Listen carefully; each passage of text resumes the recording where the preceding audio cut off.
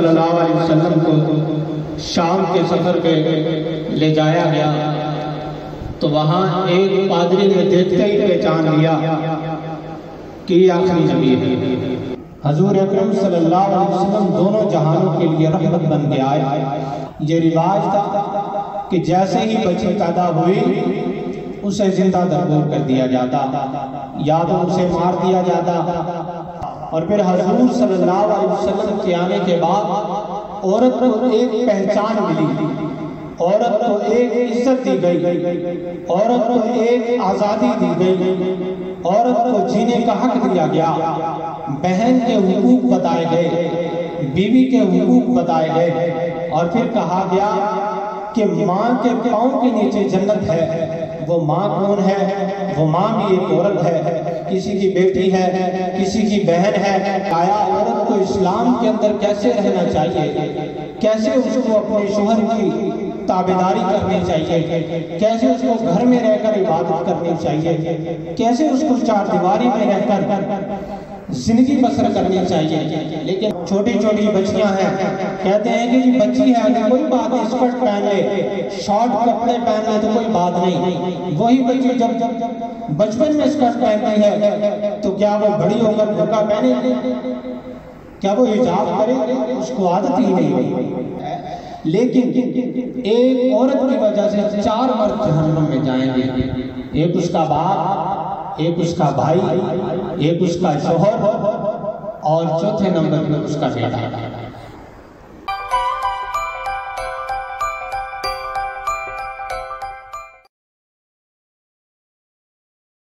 صلی اللہ علیہ وسلم کو شام کے سفر پہ لے جایا گیا تو وہاں ایک پادری نے دیکھتے ہی پہچان لیا کہ یہ آخری نبی ہے، اور پھر اس کے بعد انہوں نے تصدیق کرنے کے لیے حضور اکرم صلی اللہ علیہ وسلم کی دونوں کندھوں کے درمیان والی جو نبوت کی مہر تھی وہ دیکھی، اور پھر اس کے بعد ان کے چچا کو کہنے لگے کہ ان کو یہاں سے جتنی جلدی ہو سکے واپس لے جاؤ، یہاں سے جتنی جلدی ہو سکے واپس لے جاؤ، کہیں ان کو پادری دیکھ کر یہاں شہید نہ کر دے۔ فرمایا گیا کیوں؟ انہوں نے کہا کہ میں جو کہہ رہا ہوں آپ وہ کریں، یہاں سے لے جائیں۔ کیوں؟ کہ اس وقت جو پادری تھے، عیسائی پادری تھے، وہ انتظار میں تھے، جو ان کے مجتہد تھے، جو بڑے پوپ تھے، وہ آخری نبی کے انتظار میں تھے، کیونکہ بائبل کے اندر واضح نشانیاں حضور اکرم صلی اللہ علیہ وسلم کی لکھی گئی ہیں۔ آج کل تو بائبل چینج ہو گئی ہے، تبدیل ہو گئی ہے۔ حضور کے آنے کی نشانیاں تورات میں بھی ہیں، بائبل میں بھی ہیں، زبور میں بھی ہیں، انبیاء کرام کے اوپر جو صحیفے نازل ہوئے ان میں بھی تھی، اور حضرت آدم علیہ السلام نے پہلے صحیفے شروع کر دی تھی۔ تو اس وقت کے جو پادری تھے جن کو انتظار تھا حضور اکرم صلی اللہ علیہ وسلم کی آمد کا، وہ پھر انتظار کرنے لگے کہ ان کو نبوت کس عمر میں جا کے حاصل ہوتی ہے۔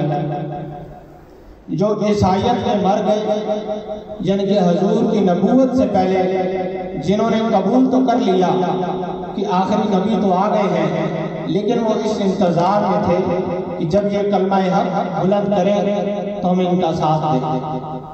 اور کچھ ایسے بھی تھے کہ جنہوں نے قبول نہ کیا، قبول اس لیے نہیں کیا، ان کو پتا تھا کہ یہ نبی ہے، ان کو پتا تھا کہ یہ آخری نبی ہے اور انہی کو نبوت ملنی ہے، لیکن قبول اس وجہ سے نہیں کیا کہ وہ بنی اسرائیل میں سے نہیں تھے، وہ حضرت ابراہیم علیہ السلام کی نسل میں تھے، اور اس لیے انہوں نے قبول نہیں کیا کہ یہ ہمارے جد امجد جو بنی اسرائیل کی ایک لڑی ہے جس میں انبیاء کرام کی ایک تعداد ہے، اس میں سے نہیں ہے، تو لہٰذا ہم قبول نہیں کرتے۔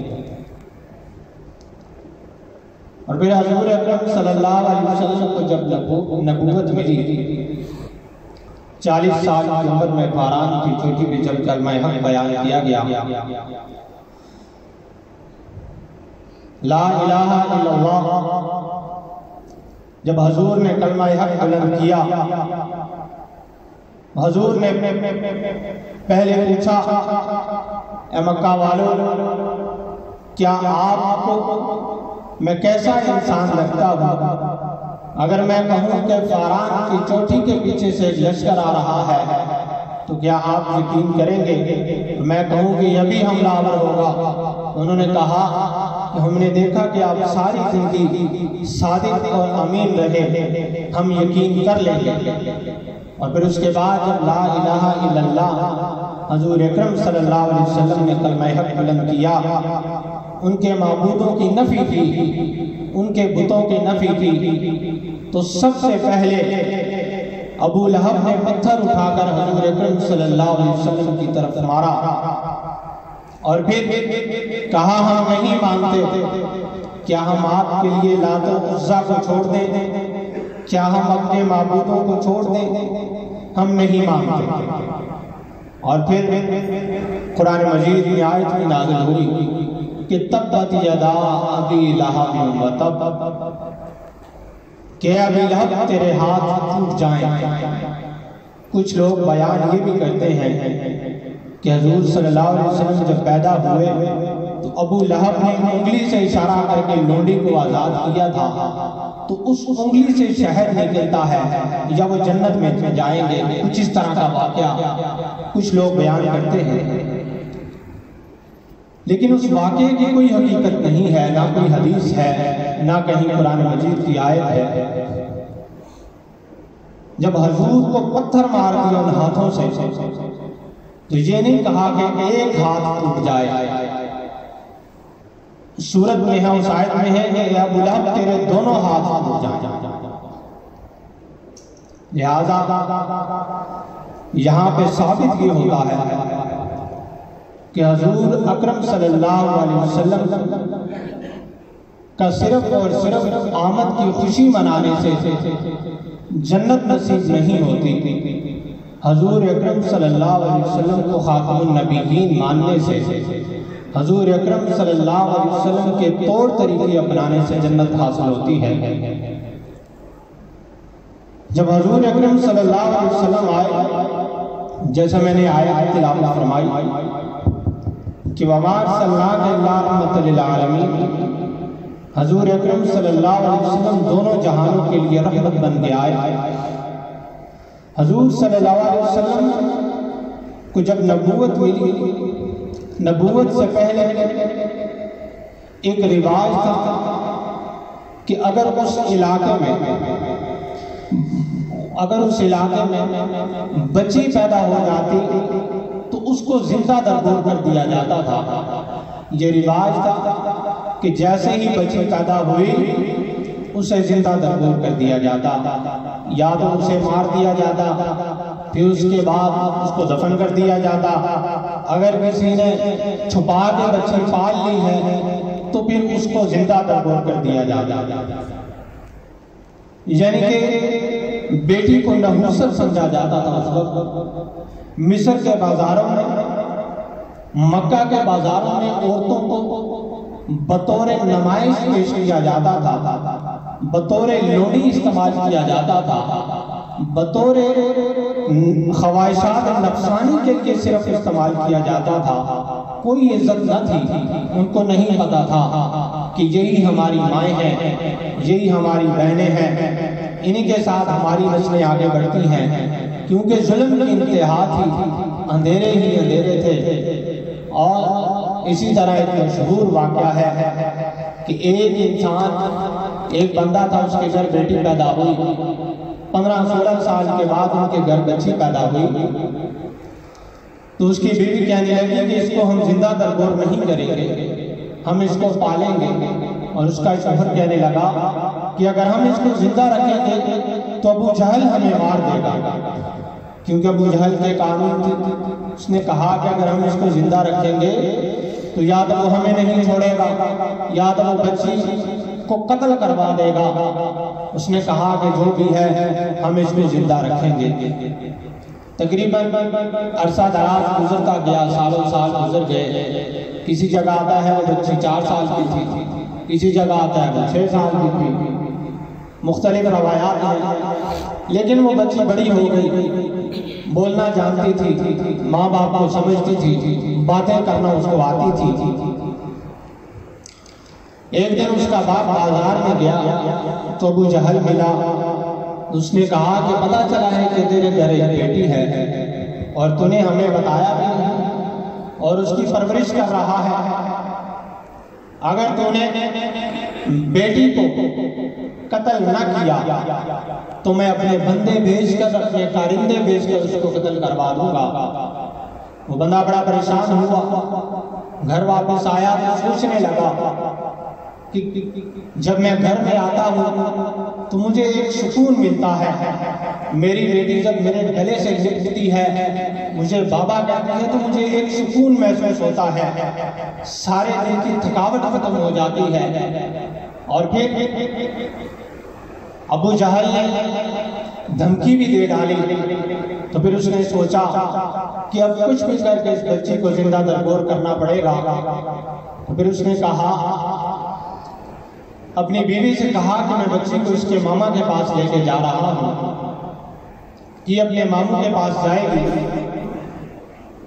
تو اپنی بچی کو لیا اور دروازے کے پاس سے ایک کدال پڑی ہوئی تھی، وہ کدال اٹھائی اور چل پڑا۔ بیوی کو یہی تھا کہ یہ میرے بھائی کے پاس لے کے جا رہا ہے، اور پھر وہ آدمی جنگل کی طرف بڑھا۔ جنگل میں پہنچنے کے بعد بچی کہتی ہے، بابا جان یہ تو ہمارے ماموں کے گھر رستہ نہیں جاتا، آپ مجھے کہاں لے آئے ہیں؟ اس کے باپ نے تھپڑ مارا اور بٹھا دیا۔ بچی ڈر گئی، بیٹھ گئی، اور پھر اس کے بعد کدال اٹھائی اور قبر کھودنا شروع کر دی۔ جب گڑھا کھودا پھر اس کے بعد اس کی بیٹی نے بھی اس کی مدد کروائی، مٹی نکالنے میں مدد کروائی، جو بھی مدد تھی وہ کروائی باپ کے ساتھ۔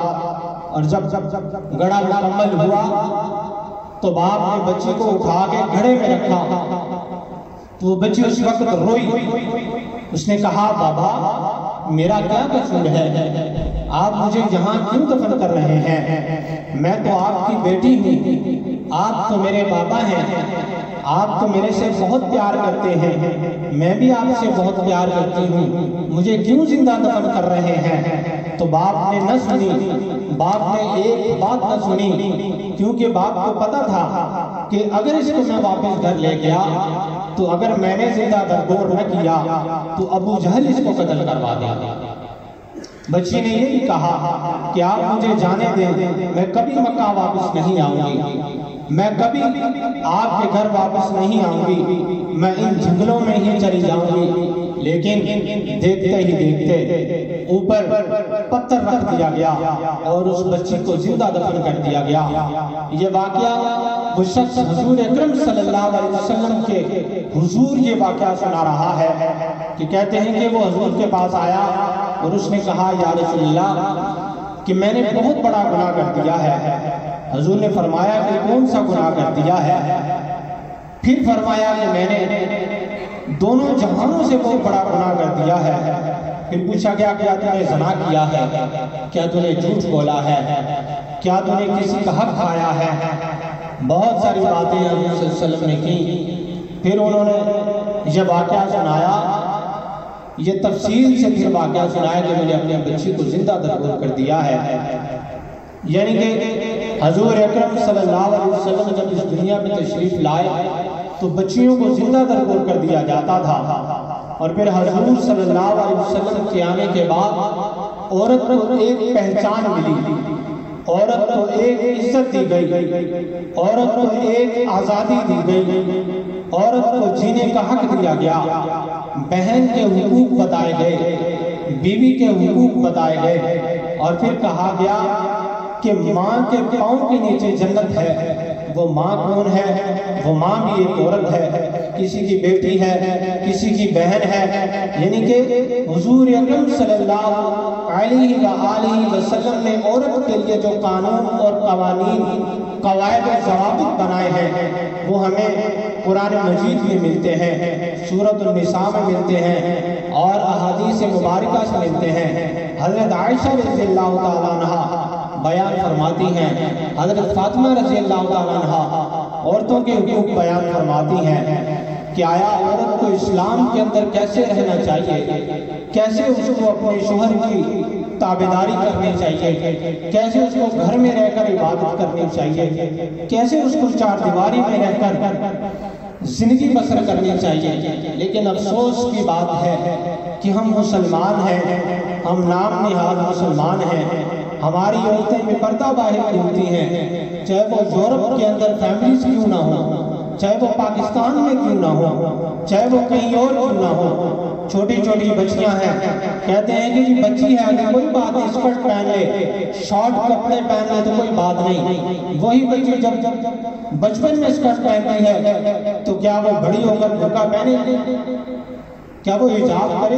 اس کو عادت ہی نہیں ہوئی، کیونکہ اس کا گھرانہ ہی اسلامی نہیں ہے، اسے تربیت ہی اسلامی نہیں ہے۔ آج کل ہم جو ہیں وہ جدید مسلمان ہیں،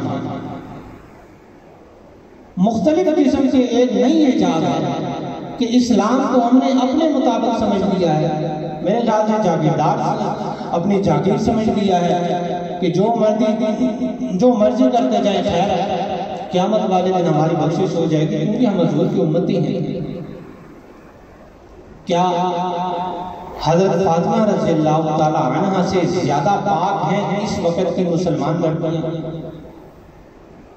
جب ایک مانگنے والا آتا ہے، حضرت فاطمہ کے 2 بال نظر آ جاتے ہیں، وہ کھینچ دیتے ہیں۔ ایک ساحل جب اس کی نظر پڑتی ہے تو وہ اپنے 2 بال ہی کھینچ لیتے ہیں، ساری زندگی گھر کی چار دیواری میں نکال دیتے۔ حضرت علی رضی اللہ تعالیٰ کوئی امیر انسان نہیں تھے، ایک غریب تھے، جب ان کا نکاح ہوا تو ان کے پاس کچھ نہیں تھا، لیکن اس کے باوجود جب حضرت فاطمہ رضی اللہ تعالیٰ عنہ گھر میں جب چکی پیستی ہیں تو ان کے ہاتھوں پہ چھالے پڑ جاتے ہیں۔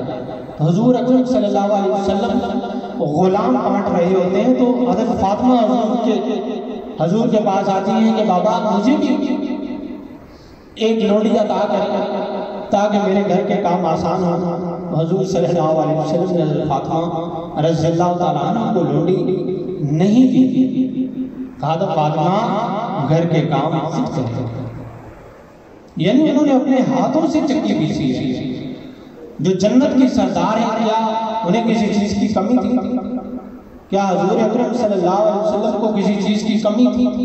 کیا حضرت عائشہ رضی اللہ تعالیٰ عنہ کو کسی چیز کی کمی تھی؟ 4 دن فاقے کو گزار لیتے تھے، لیکن کبھی انہوں نے اپنی بچیاں باہر نہیں بھیجی ملازمت کے لیے۔ ٹھیک ہے، ملازمت ہے، سب کچھ ہے، لیکن ایک عورت کی وجہ سے 4 مرد جہنم میں جائیں گے، ایک اس کا باپ، ایک اس کا بھائی، ایک اس کا شوہر اور چوتھے نمبر پر اس کا بیٹا،